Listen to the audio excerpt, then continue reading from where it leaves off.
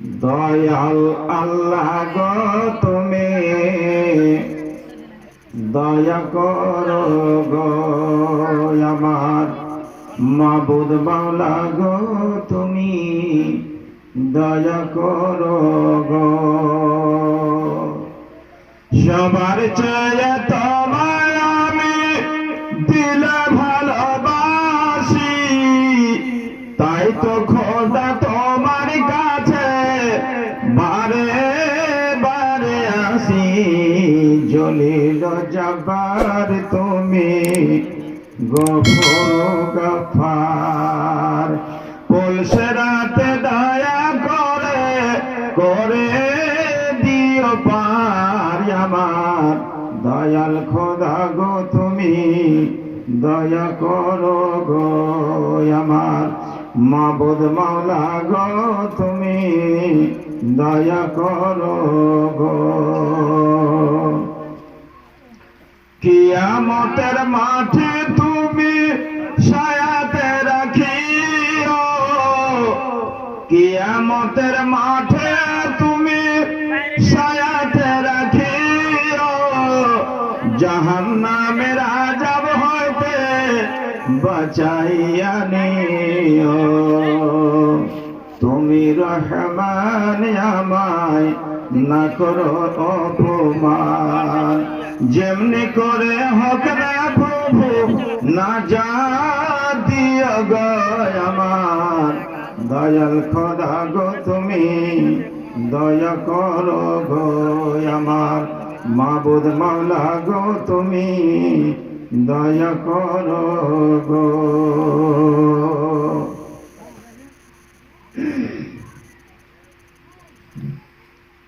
আজকের জলসা শ্রদ্ধেয় সম্মানীয় সভাপতি সাহেব, স্টেজের সম্মানিত উলামায়ে কিরাম, সামনের বসে থাকা দিনদার ইমানদার আল্লাহওয়ালা শ্রোতা মণ্ডলী, পর্দার আড়ালের অবলা ও সরলা মা ও বোনেরা, সর্বজ্ঞে মহান করুণাময় ওয়াহদাহু লা শারীকের প্রশংসা কৃতজ্ঞতা তারিফ জিনাত ওয়াসিম দয়ার ফলে আজকে আমরা এ কোরআন ও হাদিসের মাহফিলে মজলিসে সভাতে এসে কোরআন ও হাদিসের তাফসীর বয়ান শোনার সুযোগ পেয়েছি। সকলে বলুন আলহামদুলিল্লাহ। পড়ুন একবার জোরে আলহামদুলিল্লাহ। অধিপর আখে নবী তাজদারে মাদানী জনাবে মুহাম্মদুর রাসূলুল্লাহ সাল্লাল্লাহু তাআলা আলাইহি ওয়াসাল্লামের প্রতি কোটি কোটি দুরূদ ও সালাম অর্পণ হোক। আল্লাহুম্মা সাল্লি আলাইহি আল্লাহুম্মা বারিক আলাইহি। আমার ওয়াজ শুনলে বুঝে শুনতে হবে আর আমার সঙ্গে কথা বলতে হবে। ওয়াজ যদি বুঝতে না পারেন তো তাই জায়গা লাভ নেই। লাভ আছে? সারা রাত বসে থাকবেন আর হাওয়াই কথা বলে চলে যাবো, কিছুই বুঝতে পারলেন না, শিখতে পারলেন না, তাহলে শুনাও লাভ নাই, বইলাও লাভ নাই। তো যে কোনো কথা আলোচনা করব বলবো ধ্যান দিয়ে মন দিয়ে কথাগুলো শুনবেন, আর যখন যখন আপনাদের আমি জিজ্ঞাসা করব চট করে আমার উত্তরটা আপনারা দেবেন অবশ্যই। পৃথিবীতে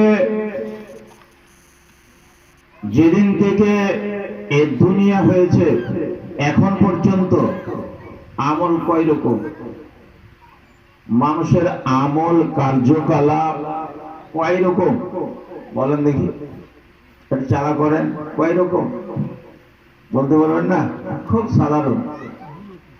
এক একটা কথা এক এক কুইন্টাল ওজনের হবে, আর খুব দাম হবে, মূল্য হবে।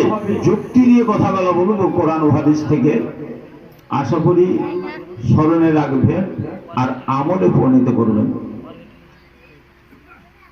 মানুষের যত রকমের মানুষ ছোট থেকে বড় পর্যন্ত আলেম থেকে মাস্টার, ইঞ্জিনিয়ার, ওভারসিয়ার, সাধারণ মানুষ, যে কোনো মানুষ হোক, মানুষের আমল হচ্ছে দুই রকম। কয় রকম বললাম? দুই রকম। একটা হচ্ছে ভালো আর একটা হচ্ছে মন্দ। একটা হলো নেকি আর একটা হলো গুনাহ। বুঝতে পারলেন? ঠিক না বেঠিক বলেছি? যে কোনো মানুষ হয়তো গুনাহ করছে, না হলে নেকি করছে, হয়তো ভালো করছে, না হলে ক্ষতি করছে। দুই রকমের আমল আছে। ইসলামের মধ্যে যতগুলো হুকুম আছে যে এই কাজগুলা করতে হবে, আল্লাহ বলেছেন, আল্লাহর রাসূল বলেছেন, ওর মধ্যে তিনটা আমল, তিনটা কাজ সারা পৃথিবীতে চলছে, 100% আমল হচ্ছে। কয়টা বললাম? তিনটা। বাকি যেগুলো আমল আছে ওতে থেকে মানুষ দূরে সরে আছে। কি কি তিনটা আমল সবাই করছে বলতে পারবেন? সব গ্রামে করছে, সব মুসলমানই করছে, সব ডিস্ট্রিক্টে করছে, সব রাজ্যে, সব দেশে। তিনটা আমল মুসলমানের মধ্যে বেশি হচ্ছে, 100% বললো চলবে। কি তিনটা আমল বলতে পারবেন? ইসলামের আমলের মধ্যে, দ্বীনের আমলের মধ্যে কোন কাজটা সব মুসলমানই করছে, বেশিরভাগ মুসলমান করছে, এটা বলতে পারবেন? বলতে পারবেন না। একটাও কোশ্চেনের অ্যান্সার দিতে পারবেন না। খালি এমনি যে জেগে জেগে বসে বসে সময় কাটিয়েছে। ভাই আমার ভালো করে শোনেন। নম্বরে 1,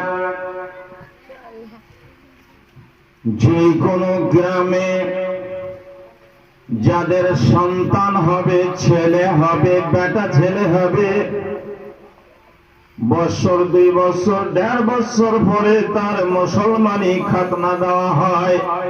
এটা হলো সুন্নাত।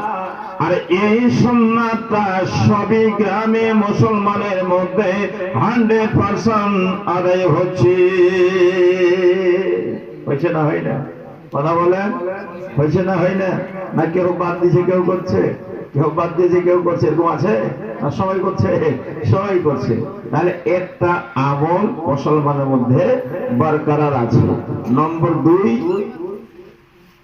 যে কোনো মুসলমান মারা যাবে, সারা জীবন দারু খেয়েছে, মদ খেয়েছে, জুয়ার ভাট্টিতে বসে থেকেছে, রাত দিন গান করেছে বা গান শুনেছে, জীবনে জামে মসজিদ দেখিনি, রমজান মাসে রোজাও রাখেনি, কোনদিন আল্লাহকে আল্লাহ বলেও ডাকেনি, কিন্তু ওই মুসলমান শুধু নাম আছে। ওই মুসলমানটা যদি মারা যায়, তাহলে সারা গ্রামে খবর দিয়ে সমস্ত লোক জমা হয়ে যাবে। জানাজা হয়েছে না হয় না? না বাদ দিয়ে জানাজা বলছে? জানাজা হয়ে গেল। এলাকাতে গ্রামে একটা নিয়ম আছে। কি নিয়ম আছে?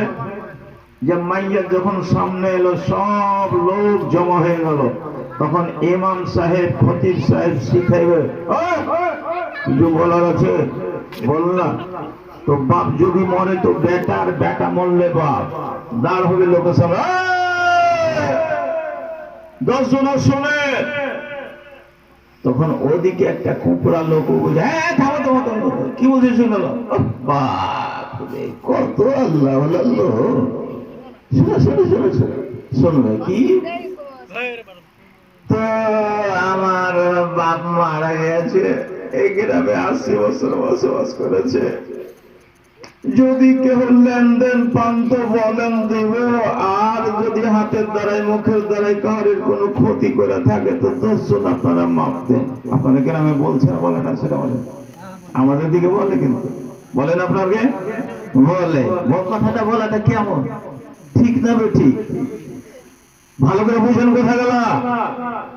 ঠিক না বেঠিক? আপনি বলবেন ঠিক, আমি বলবো বেঠিক। বলে কি করে? ওই লোকটা 80 বছর বেঁচেছে, 60 বছর বেঁচেছে, খানদানি বল ছিল, টাকার বল ছিল, কলমের বল ছিল, বাহুবল ছিল। সারা এলাকায় নাম, 7 জন ছেলে, একটা ভাই আছে, লাঠির দবদবা আছে। একটা গরিব মানুষের আইলকে কোদল দিয়ে কাটতে কাটতে কাটতে এক কাটা ভিতরে ভরেছে। গরিব বলছে এটা আইল হবে আমার ভিতরে কেন? বলে চুপ করলি না, ঝাড়ু লাদনা, লাদনার ভয়ে যদি যে কোনো জায়গায় যায় তাহলে সেখানেও মার খাবে, এরকম দবদবা করে জমি খেয়েছে। একটা লোকের টাকা নিয়ে জমি বিক্রি করেছে, বাপ মরে গেল, 30 বছর কেটে গেল, জমিনটা তাকে রেজিস্ট্রি করে দেয়নি। একজন লোকের কাছে জমি বিক্রি করেছে 20,000 টাকা কাঠা করে, আজ থেকে 20 বছর আগে। 20 বছর পরে 1 লাখ টাকা কাঠা জমি হয়ে গেল। বলছে এখনকার রেটে টাকা দাও নইলে রেজিস্ট্রি হবে না। দাদু দিয়ে গেছে মসজিদে 10 কাঠা জমি, আজ পর্যন্ত মসজিদে দেয়নি। মাদ্রাসায় দিয়েছে 5 কাঠা জমি, আজ পর্যন্ত দেয়নি। ওর ছেলেরা, আমার পোতারা দাবি করে পাচ্ছে সারা জীবন অন্যায় করে খেয়েছে, পরের জমি বেঈমানি করে খেয়েছে, আর পরে আর দাবি আছে লোকেরাকে মেরেছে, গরিবের উপর অন্যায় অত্যাচার করেছে। এতদিন পর্যন্ত গ্রামে বাস করলো রে, তার কাছে মাপ ক্ষমা চাওয়ার সুযোগ হয়নি। 20 বছর কেটে গেল, 10 বছর কেটে গেল, আজকে বুড়া মরেছে, ওর ছেলে বলছে 10 জনা মাফ করে দাও। যার কাছে বেমানি করেছে, যাকে মেরেছে, যার ঠ্যাং ভেঙেছে, যার উপরে অন্যায় অত্যাচার করেছে, ওই লোকটা হইতে পারে জানাজাতে আছে বা নাই কোনো ঠিক নাই। হয়তো লোকটা শিলিগুড়িতে আছে, পাটনাতে আছে, দিল্লিতে কাজ করতে গিয়েছে। ওই লোকের টাকা বেমানি, আর তুমি জানাজাতে বলছো 10 জনা মাফ করো। ওইদিকে একজন ফোগলা বলছে যাও যাও মাফ করে দিলাম। তোর মাফ করাতে মাফ হবে নাকি? যার সাথে অন্যায় করেছে তার কাছে মাফ চায়। মহান আল্লাহ বলেন হক হলো 2 রকমের, একটা হচ্ছে হুকুকুল্লাহ, আর একটা হচ্ছে হুকুকুল ইবাদ। একটা হচ্ছে আল্লাহর হক, আর একটা হচ্ছে বান্দার হক। কারোর টাকা বেমানি করলে, কাউকে মারলে, কারোর উপর অন্যায় অত্যাচার করলে, কারোর জমিন দেবে খেলে, যতক্ষণ পর্যন্ত ওই লোকটা ক্ষমা না করবে, স্বয়ং আল্লাহ তাকে ক্ষমা করবে না। কি করে আপনি বুঝলেন যে আমার মাফ হয়ে গেল? খুব খুশি। যার শুনে লেনা দেনা নেই বুঝে হ্যাঁ মাফি মাফ, শালা কোকুলা কোথায় গা, তোর মাফ করাতে মাফ হয়ে যাবে? যার বেমানি করেছে ওই লোকটা তো নাই, মাফ লিবি কার কাছে? হঠাৎ করে 3 নম্বর লাইনে একটা লোক দাঁড়িয়ে বলে তোমার বাপ আমার কাছে 1.5 লাখ টাকা কর্জা নিয়েছে, লেখাপড়া কিছু ছিল না, দোস্তি ছিল, জমি লওয়ার সয় দিয়ে দিয়েছি। ও শালা জানাজা ছেড়ে পালিয়ে যাবার বেটা, থাকবে না জানাজাতে। শালা মহা ভেজাল লোক, বলে না লজ্জাতে বলে ফ্যাচ ফ্যাচ করে বলে। কে পাইবেন লেনদেনের কথা? আমাদের এলাকাতে জানাজা খাড়া হয়েছে, পিছন দিক থেকে সত্য একবারে একটা লোক দাঁড়িয়ে বলছে আমি 1 লাখ টাকা বাবা ওই মাইয়াতের কাছে টাকাটা দাও। ওর বেটা যে কখন ফুলবেন খুলে পালিয়ে গেছে, খুঁজেই পাওয়া যায় না, মাটি দিতে আসলে মাফ হয়ে গেল। বাপরে বাপরে, এত সহজ পেয়েছে, মাফ হয়ে গেল, মোল্লা জমিলা দিলে হয়ে গেল মাফ। এবার ওই বেনামাজি বেঈমানের জানাজা হয়ে গেল, আর তাকে মাটি দিতে গেল। কোথায় মাটি দিতে গেল? কবরস্থানে। কবরস্থানে যে কিছু কিছু কাঠমোল্লা আছে, এরা চিৎকার করবে। কি করবে? তোকে কোন মন্দির শিখাল সেজে দেবো, চিল্লাইতে হবে যে দোয়া পড়েন দোয়া পড়ে, সারা দেশের লোক দোয়া পড়বে। মানে কোথায় পেয়েছিস? শিখ আগে, কোরআন হাদিস দেখ। সারা জীবন কাটিয়ে দিলি, কোনদিন শিখতে পারলে নিজের দোয়াটা পড়বে কে? কবরস্থানে গেল, কবরস্থানে যাওয়ার পরে তখন মাটি ঢুকাবে, মাটির কবরে মাইয়াতটাকে কোন দোয়া পড়ে বলেন? কোন দোয়া পড়ে বলেন? আলেমারে বলবেন না, আপনাকে জিজ্ঞাসা করছে না, পাবলিক যারা রাত দিন ওয়াজ শুনছে ওদেরকে বলছি। কোন দোয়া পড়ে? বিসমিল্লাহে ওয়া আলা মিল্লাতে রাসূলিল্লাহ সাল্লাল্লাহু আলাইহি ওয়াসাল্লাম, অথবা বিসমিল্লাহ ওয়া আলা সুন্নতি রাসূলিল্লাহ সাল্লাল্লাহু আলাইহি ওয়াসাল্লাম। আর মানে জানেন? মানে জানেন না, খালি পড়েছেন, শিখেছেন, খালি মানে বুঝেন না। মানে গেলে বুঝেন। আরে ওয়াজ হলো একটা মাদ্রাসা গো, জালসা একটা মাদ্রাসা। তো সব হয়তো এগুলো শুনবে না, বুঝবে না। যারা ভোজপুরি বুঝে সারা ভোজপুরি আছে দুটো গান শুনতেন, সেটা গেলে মনে ভালো লাগে না। থোড়ার গীত গাইছে না, গাহে না, খাওয়ারে খাওয়ারে বাছা, হলদি মাখা গীত, এয়ার গীত, ওই মৌলবীটা আনতো তো খুব মজা হইতো। তো 14 গোষ্ঠী সারা জীবন জাহান্নামে থাকবে।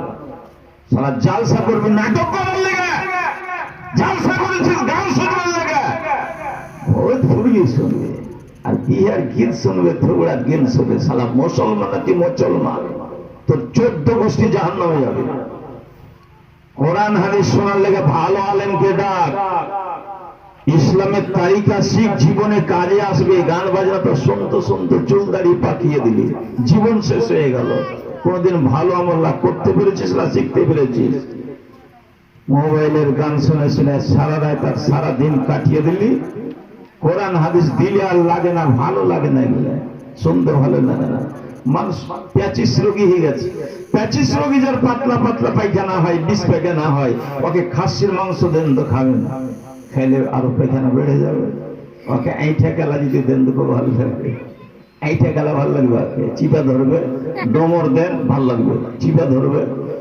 আর খাসির মাংস দেন খাবো না রে, খাবি কেন তুই? তোর যে বোর্ডার ফেলে গেছে, তুই এমনি খাবি না। চলছিল তখন যে তোর বেড়া মুখম ছিল, এই জন্য পানির বোতল আনেন, চাই গিলাসে পানি নিয়ে রাখেন ভাই, ঘন ঘন পানি খেতে হবে। গত রাত্রে 2.5 ঘন্টা ভোগেছি।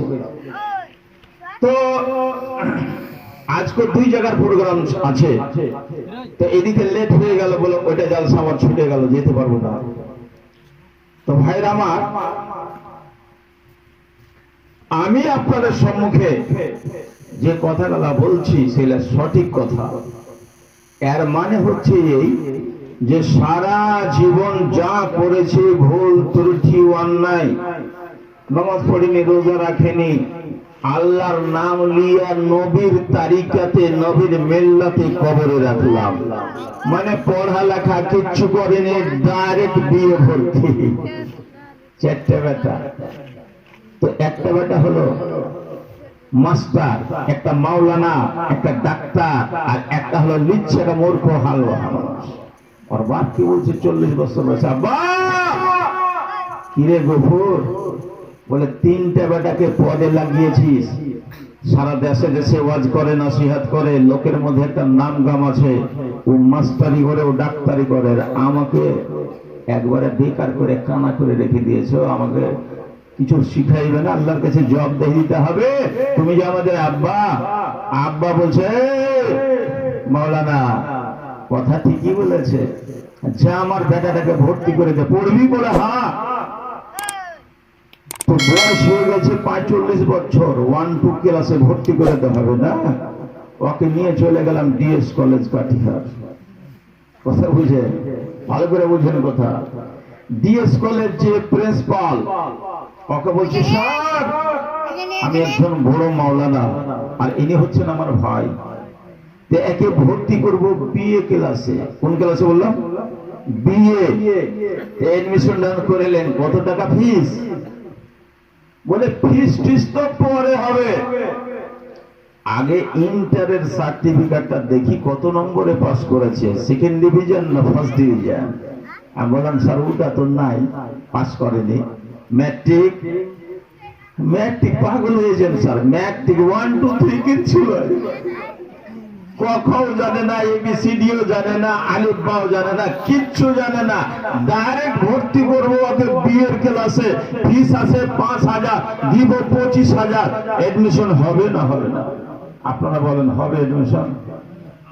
কেউ করে দিতে পারবেন? কোন এমএলএ, এমপি, মুখিয়া, সরপঞ্চ, মেম্বার, ডিলার কেউ যে লেখাইবি শুনবে না, মুখে জুতা মারবে। মুখে জুতা মারবে না, মারবে না, কথা বুঝেন? এই জন্য মারবে যে সিরিয়ালি থেকে যেতে হবে, তারপরে এডমিশন হবে। সারা জীবন শোধ করে আর মন করে কাটিয়ে দিলি, 10 বছর 20 বছর 30 বছরে মসজিদ চললি না, আল্লাহকে চিনলি না, ওরে রাসূল চিনলি না, হালাল বুঝলি না, হারাম বুঝলি না, তাস খেলে খেলে সারা দিনটা কেটে গেল। মসজিদের মুয়াজ্জিন ডাক দিছে হাইয়া আলাস সালাহ, আর তোর ঘরে টিভি চলছে, ডান্স চলছে, নাচ চলছে। এবার ওই লোকটা মারা গেল, সমাজের লোক জানাজা পড়ে দিল, কবরস্থানে যে বলছে বিসমিল্লাহি ওয়া আলা মিল্লাতি রাসূলিল্লাহি সাল্লাল্লাহু আলাইহি ওয়াসাল্লাম, যা ভুল করেছে আল্লাহর নাম নিয়ে রাখছি, হে নবী তোমার দলে ভর্তি করে না। ভর্তি করবে না, মুখে লাত মারবে, কথা বলে, লাত মারবে না, ভর্তি করে নিবে, রসুল লিবে দলে, যেটা আমার উম্মতের লোক লিবে নাকি? লিবে না। বুঝা গেল কাজ খারাপ, তাহলে কাজ হলো না। আসেন बिस्मिल, अरे पानी मंगाइए ना भाई, पानी नहीं मिल रहा है क्या? ये बोतल लाइए, 10 लीटर वाला नहीं है तो ट्यूबवेल वाला लाइए कम से कम। बिस्मिल्लाहिर्रहमानिर्रहीम, या अय्युहल्लज़ीना आमनू कुतिबा अलैकुमुस्सियामु कमा कुतिबा अलल्लज़ीना मिन क़ब्लिकुम लअल्लकुम तत्तक़ून। এই আয়াতটার ওয়াজ সারা জীবন শুনেছেন,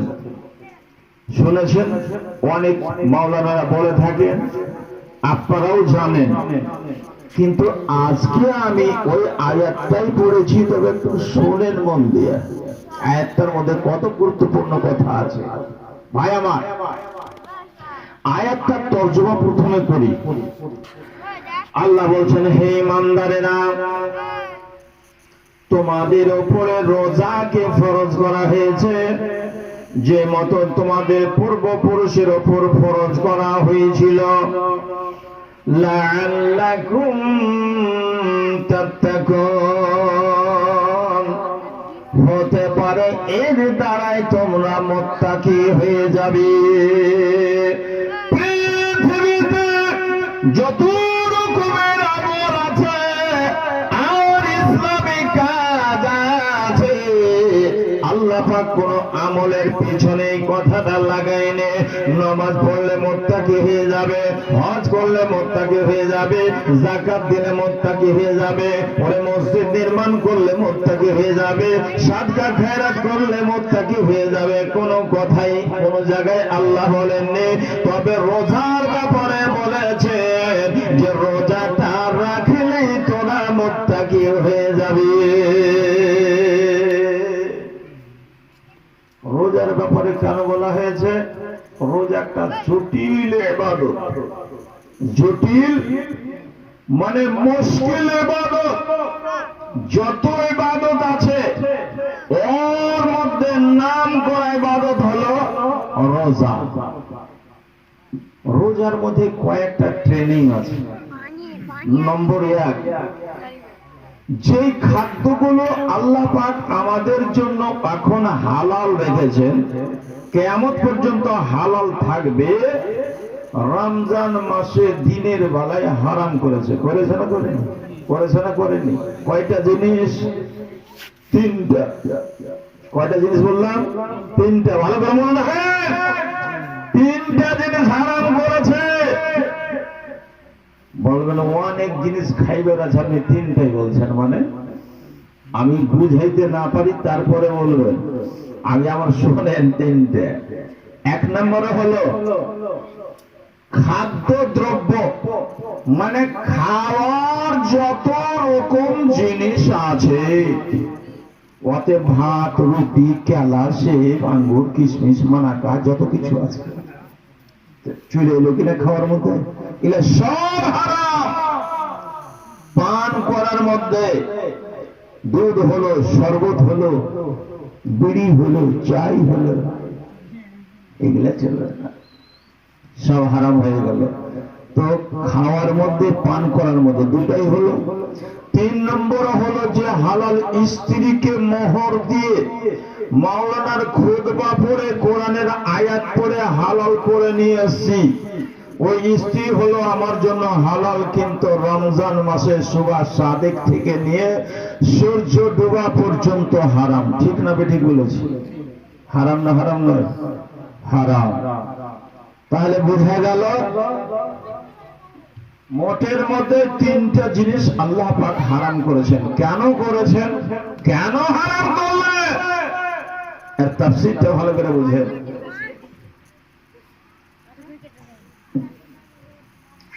আল্লাহ পাক বলছেন, আমার বান্দারা শোন, আমার বান্দিরা শোন, পুরুষেরা শোন, মহিলারা শোন, স্ত্রীরা শোন, তোদের হালাল করেছে খাদ্য, তোমাদের সর্বদুধ পান করা জিনিসগুলো হালাল করেছি, মাছ মাংস হালাল করেছি, স্ত্রীর জন্য পুরুষ আর পুরুষের জন্য স্ত্রীকে হালাল করেছে। কিন্তু একটা মাছ হারাম করেছি এর জন্য, একটা মানুষ যদি একটা মাছ কষ্ট করে সহ্য করে লাই, হালাল জিনিসকে হারাম মেনে লাই, ভাইরা আমার ভুট্টার জমিতে, ধানের জমিতে সারাদিন কাজ করছে, করতে করতে করতে দুপুর টাইমে বাড়িয়েছে, সারা দেহটা ঘাম ছুটে পড়ছে, ভেতরটা শুকিয়ে গেছে, তারাহি করছে, পানি পান করার ইচ্ছা হয়েছে, বাড়িতে গেলাম, ঘরের পিছনে গেলাম, ওরে নালকোট টেবল থেকে পানি মাথায় ঢালছি, সারা টেবুলে পানি ঢেলে দিলে অন্তরটা ঠান্ডা হবে না, হবে নাকি বলেন?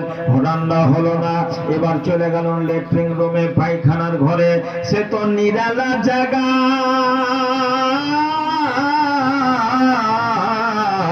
সেখানে কোনো লোক নাই, জন নাই, কেউ দেখতে পাবে না, শুধু আমি আর আমার সঙ্গে পানি।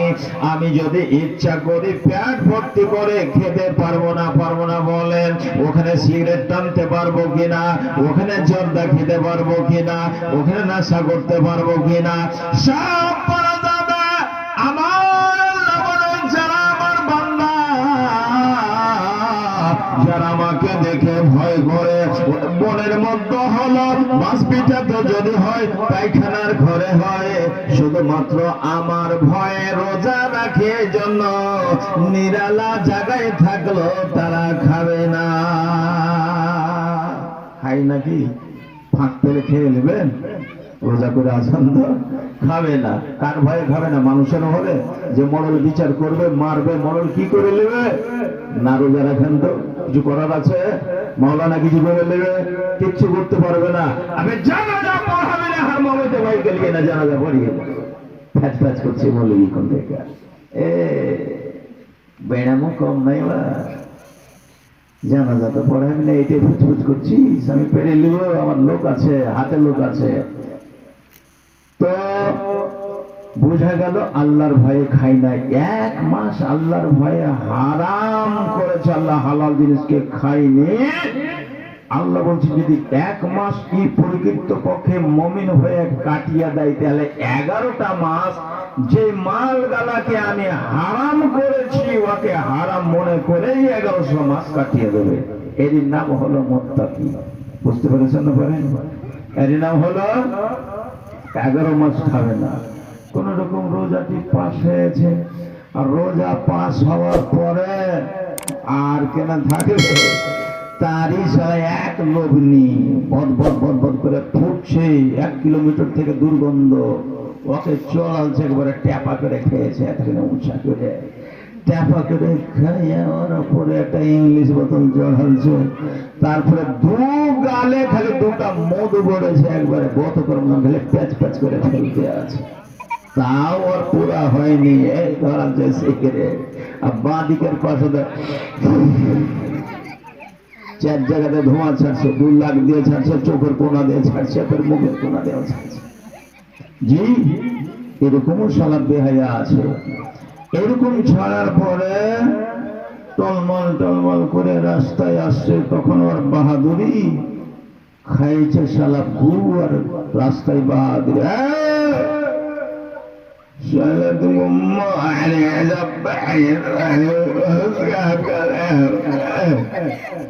টলমল টলমল করছে তোর বাপের তো শালা বসবার দিহি নেই কুল জামির হামার বা শালা ফকির মন্ডল কোন কুল জমিন আমার বা কত আর কথা দেব করতে করতে বাড়ি এলো বাড়ি আসার পরে ওর মেয়ে